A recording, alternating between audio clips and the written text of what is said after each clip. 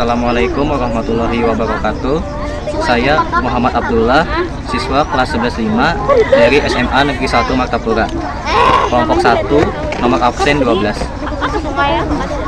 Pada kesempatan ini, saya akan melaporkan tentang lahan gambut, sebuah ekosistem yang sangat penting untuk lingkungan dan kehidupan kita.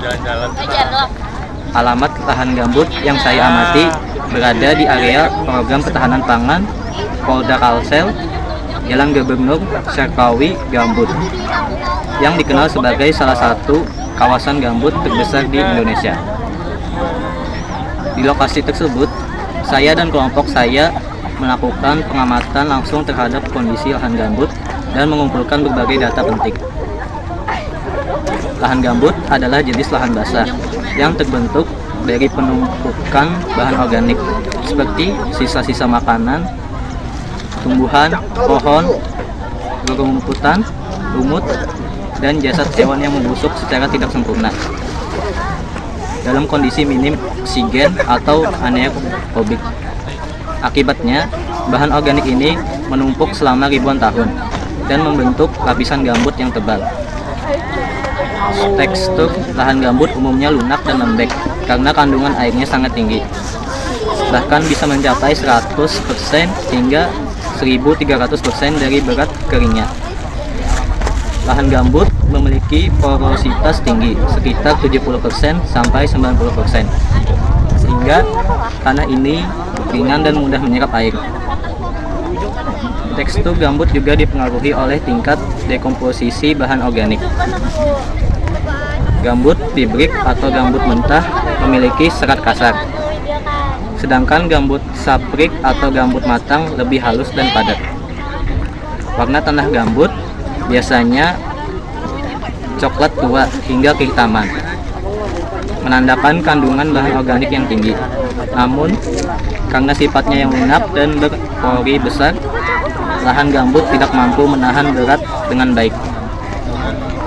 Proses terbentuknya lahan gambut dimulai dari cekungan atau danau dangkal yang tergenang air. Di tempat ini tumbuh berbagai tanaman lahan basah. Ketika tanaman ini mati, mereka tidak terdekomposisi sempurna karena kondisi minim oksigen di dalam air, sehingga bahan organik menumpuk perlahan dan membentuk lapisan gambut di atas tanah mineral. Tanaman ini baru terus tumbuh dan mati di atas lapisan gambut ini, sehingga lapisan gambut semakin menebal. Proses ini dikenal sebagai dengan istilah paludifikasi, yaitu penebalan gambut akibat tumpukan bahan organik dalam kondisi jenuh air. Pembentukan gambut juga dipengaruhi oleh faktor lingkungan seperti sumber air, kandungan mineral, iklim, tutupan vegetasi, dan pengolahan lahan.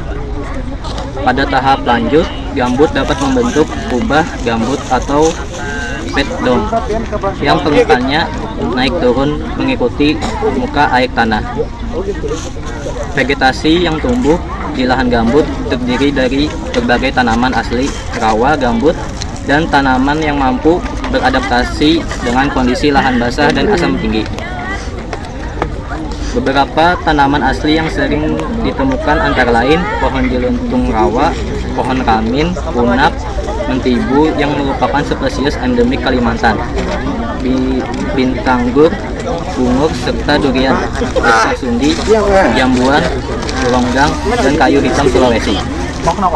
Selain tanaman asli, lahan gambut juga dapat ditanami tanaman budidaya yang cocok seperti sawit, jagung, kangkung, dan padi gambut.